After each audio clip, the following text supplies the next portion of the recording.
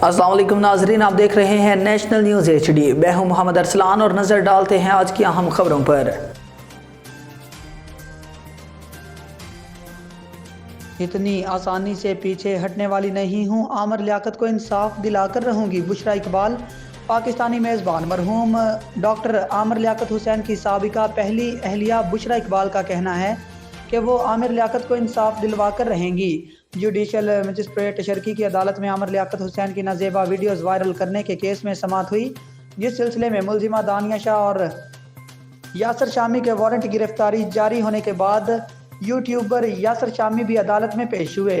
मुलजिम यासर शामी के वकील ने अदालत को बताया कि सेशन कोर्ट ने मुलजिम की जमानत मंजूर कर ली है, जिस पर अदालत ने केस की मजीद समाअत 23 मई तक मुलतवी कर दी, जबकि केस की मुलजिमा दानिया शाह जमानत पर रिहा हैं।